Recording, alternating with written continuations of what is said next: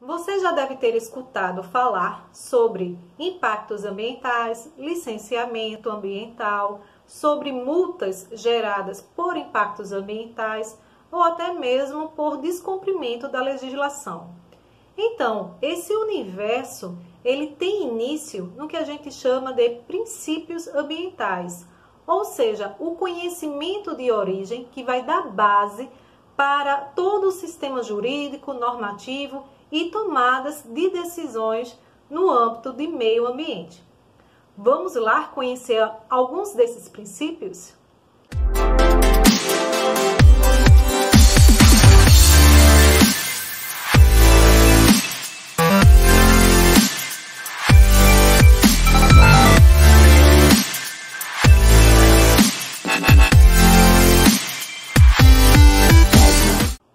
Existem diversos princípios, certo? Eu trouxe aqui então alguns que são mais utilizados e discutidos entre os doutrinadores.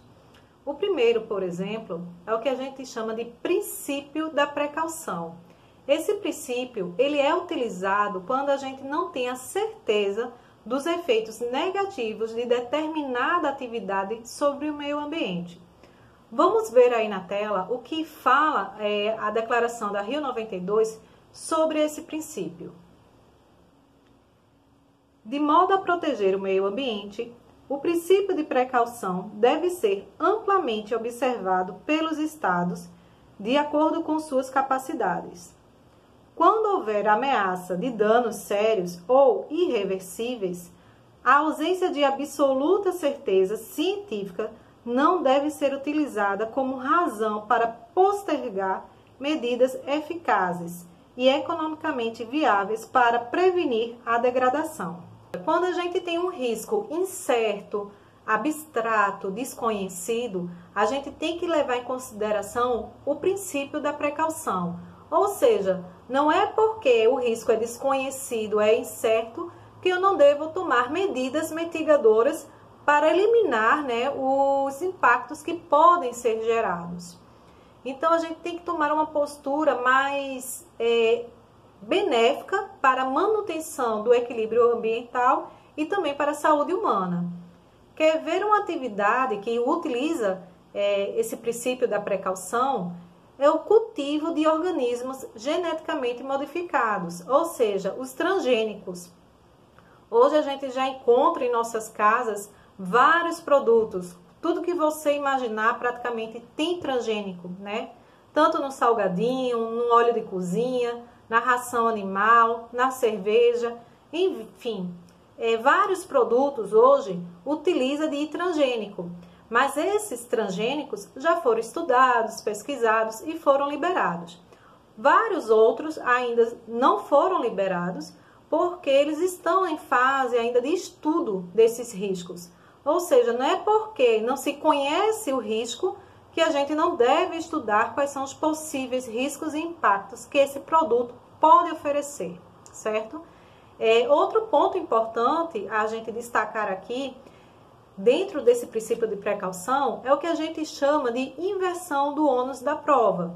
Ou seja, o STJ, ele decidiu que o possível poluidor, ou seja, a empresa, a pessoa que pode poluir ou causar algum risco ao meio ambiente, é ele que deve ficar com o ônus de provar que a sua atividade não trará nenhum risco, certo? Então, vamos lá continuar para um próximo princípio. Então, diferentemente da precaução, esse próximo princípio é o que a gente chama de prevenção. Nesse caso, a gente tem a certeza do impacto que aquela atividade, aquele empreendimento pode gerar. A gente já sabe até quais são esses impactos, Então, eles são adotados principalmente por empresas e atividades que têm um potencial poluidor. Por exemplo, indústrias químicas, siderúrgicas, postos de gasolina, atividades de mineração, enfim, todas outras que têm o seu potencial poluidor, que pode ter um potencial poluidor e que já são comprovados e estudados os impactos que essas atividades podem gerar. Então, a gente tem que ter medidas mitigadoras ou até para eliminar esses impactos que já são conhecidos. Outro princípio que eu trago agora é o de poluidor-pagador. É a internalização de todos os custos de poluição, de todas as externalidades negativas. Ou seja, por exemplo, a gente tem uma empresa que está poluindo, então ela está gerando um dano a toda a sociedade. Afinal de contas, o meio ambiente ele é um bem difuso, é um bem de todos. Então, quando ela está causando essa poluição, ela está trazendo danos a toda uma sociedade. Não será essa sociedade que deve arcar com os custos, e sim a empresa, que já está utilizando de recursos naturais e tendo também lucros, certo? Então, ela deve ter o quê? A internalização dos custos de prevenção, de recuperação e de restauração dessas áreas que sofreram impactos ambientais, certo? A gente deve entender que não se pode confundir esse princípio com o poder de poluir, certo? Algumas pessoas às vezes confundem, então eu posso pagar para poluir. Não, não é isso. O objetivo desse princípio é conscientizar a todos a prevenção do meio ambiente e mostrar que ele é um bem difuso, é um bem de todos.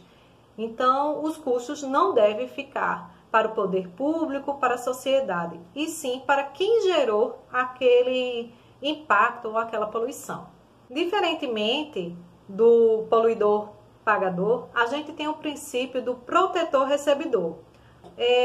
O recebimento por serviços prestados, ou seja, os incentivos fiscais, tributários, creditícios, por um serviço que você está prestando.